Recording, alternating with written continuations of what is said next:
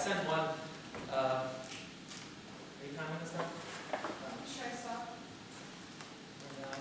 What were you saying? It shows the stages of my life of obtaining a puppy and going on to my endeavors now. Okay, I'll start. Sorry. What is one of the top things that a child wants while they're growing up? A pet. Not just a pet, but a dog. My sister and I were these kids, and we always asked every holiday and every birthday, can we have a pet? Can we have a dog? And all the answer was always no. We're too busy, we don't have the time, we won't be able to raise them.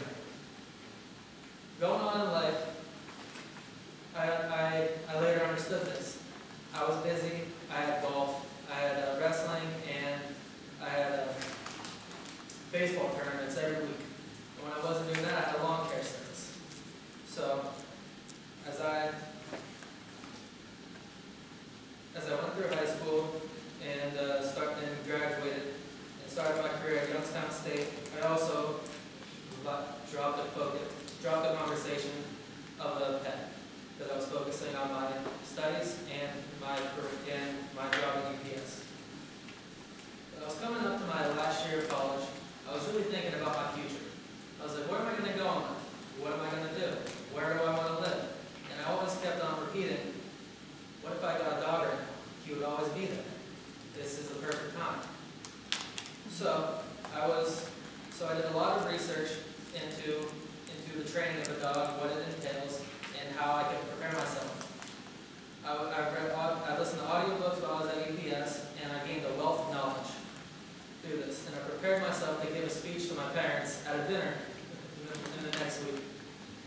So the dinner comes along, and I'm ready, I'm prepared, and I start, and I bring up the conversation. They are a little hesitant at first, but with a little crying, I finally got them to let me look into getting a dog, and if it was by a breeder that we knew. One day I was coming home from school, and I see a sign on the side of the road, Doberman and pups for sale. I stopped right there, turned around, and got the number on the sign, and when I got home, I called the breeder. I wrote down her information and learned how many puppies and what I had to do to obtain one. I brought it up to my parents later that day, and I told her my name.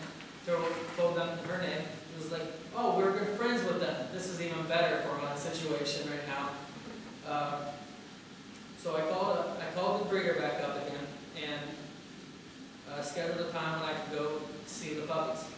When I went there that first time, she told me that all the dogs were sleeping. I was like, all right, that's fine. I'll go and see them anyways. This was that when I walked in, they were all asleep, like she said, but one just raised his head up and crawled his way over to me. This was the first time I met Jax. For the next month and a half, I went over to that house probably 2 times a week, and I think she was getting really annoyed with me. She was out probably two weeks before any of the dogs were able to leave. Like, do you just want to take this dog home? I said yes, but I'm not ready. I need to go back home and prepare. But me and my mother went back, and I went back to my house, set up the cage and all the dog toys, cages, and food for him to come the next day. We went back and the next day and finally picked up Jax. He was back home, and what a night that was! I was prepared for the day, the night ahead, and it was a long night of crying, and I ended up sleeping on the floor with him.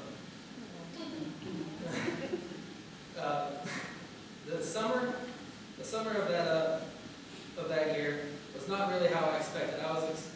What I thought I was going to go to work at night, have the days to spend with the dog, and the weekends. Little did I know, I got an offer to do an internship at First Energy. So I was working 6 a.m. to 4 p.m. and then I would go work at UPS Monday, Wednesday, and Friday from 6 to 10 p.m. I had no time with this with the dog, but with my family, they were there and helped me supported the dog and raising him right. And I would take the dog on the weekends to the doggy school that I signed him up for.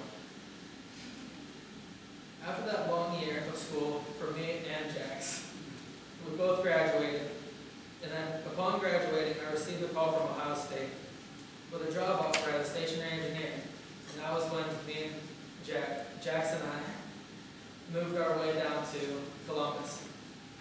Now, even though that I have very long hours, 12-hour days, sometimes moving on to 14-hour days, every time I come home, I'm greeted with Jax. Jax is always there to greet me with a tail